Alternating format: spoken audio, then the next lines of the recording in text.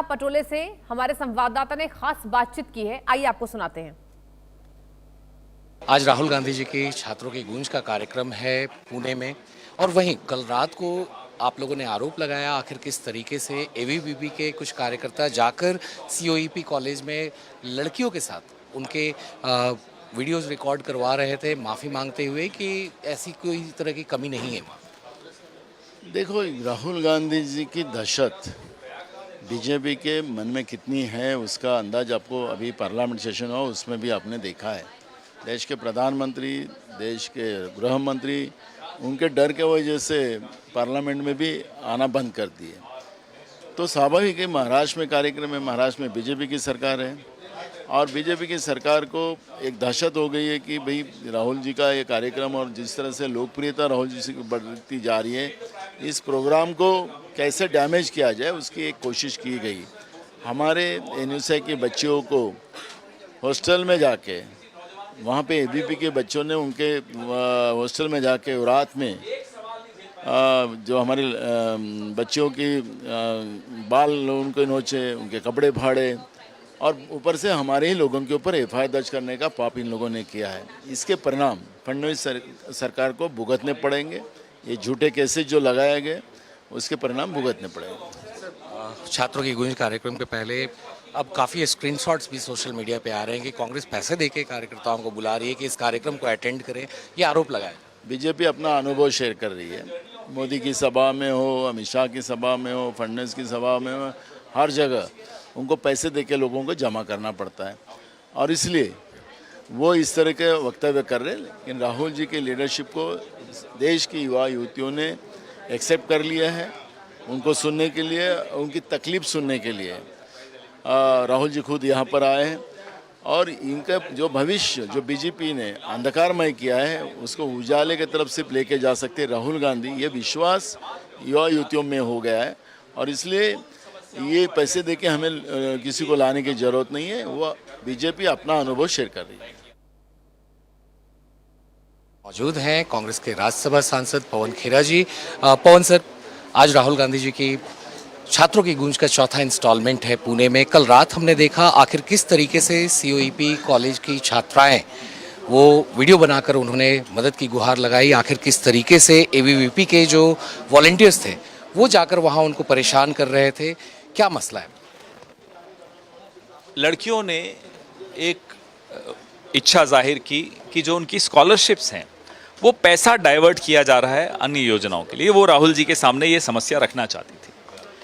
उन्होंने ये वीडियोस भी बनाए, रील्स बनाई।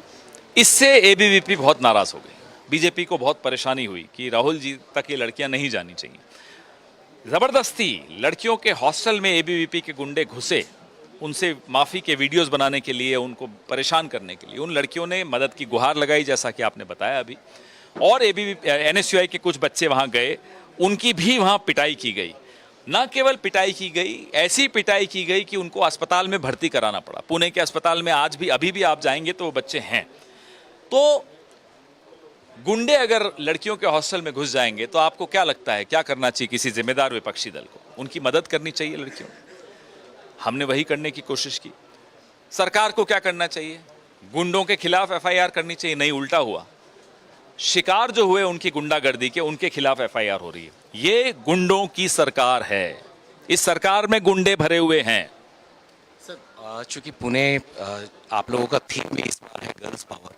पुणे जानी जाती है गर्ल्स की मुहिम को आगे ले जाने के लिए। सावित्रीबाई फुले जिस तरीके से उन्होंने विद्यालय यहाँ पे खोले थे और काफ़ी आगे भी ले गए, तो राहुल गांधी का थीम भी इस बार वो है। तो इस पे सर कुछ? ये थीम बहुत आवश्यक है इस देश में। इस पे राजनीतिक चर्चा होनी बहुत आवश्यक है, क्योंकि महिलाओं की, लड़कियों की अलग समस्याएं होती हैं। घर से शुरू होती हैं, समाज से शुरू होती हैं, घर की चारदीवारी में कैद होती हैं, बड़ी मुश्किल से स्कूल कॉलेज तक जा सकती हैं तो वर्क प्लेस पे नहीं जा पाती। वर्क प्लेस पे जाती हैं तो कुछ वक्त के बाद वापस घर ही आना है, उसके बाद फिर ज़्यादा लंबा अपनी वो नौकरी कंटिन्यू नहीं कर सकती। राजनीतिक क्षेत्र की बात है, टीवी स्टूडियोज़ की बात हो, उनकी समस्याओं को राजनीतिक संवाद का हिस्सा बनाना आवश्यक है। 50%, आधी आबादी इस देश की, अगर वो न पढ़ सके पूरी तरह, न वो नौकरी अच्छी तरह कर सके, न वो राजनीतिक क्षेत्र में हिस्सा ले सके, तो देश कैसे विकास करेगा? ये विकास की यात्रा में आधी आबादी को आप घर बैठा दोगे तो आप ही की यात्रा सफर करेगी। सर जिस तरीके से छात्रों की गूंज कार्यक्रम में हमने देहरादून में देखा कि आखिर किस तरीके से पैरेलल प्रोग्राम्स चल रहे थे, अब पुणे में भी उस तरह से पैरेलल प्रोग्राम्स हो रहे हैं। इनको करने दीजिए। देहरादून में इन्होंने पॉप शो रखा, यहाँ पुणे में इन्होंने वंदे मातरम का भी रखा है और एक पॉप शो भी रखा है। कुछ नहीं फर्क पड़ने वाला। ध्यान हटाने का वंदे मातरम का मुद्दा लाए क्यों? क्योंकि सदन में जो इन पर चोट हुई थी, न ये भगोड़े लोग दोनों आ सके सदन में, तो उससे ध्यान हटाना था छात्रों पर हिंसा और जो आंदोलन चल रहा था नीट वाला उससे, फिर एथेनॉल से, चंदा चोरी से, चीन की जो आक्रमण एक तरह से हो रहा है, घुसते चले आ रहे हैं अरुणाचल में, उन चारों मुद्दों से ध्यान हटाने के लिए वंदे मातरम का शिगुफा इन्होंने छोड़ा। और वो छोड़ने में मूर्खता कर गए, क्योंकि इन्होंने उन तमाम नायकों को देश विरोधी कह दिया जिनकी ये देश पूजा करता है। और बढ़ते आगे बड़ी खबर आ रही है, नया सिम लेने वालों के लिए बड़ा बदलाव होगा। नए सिम पर बायोमेट्रिक वेरिफिकेशन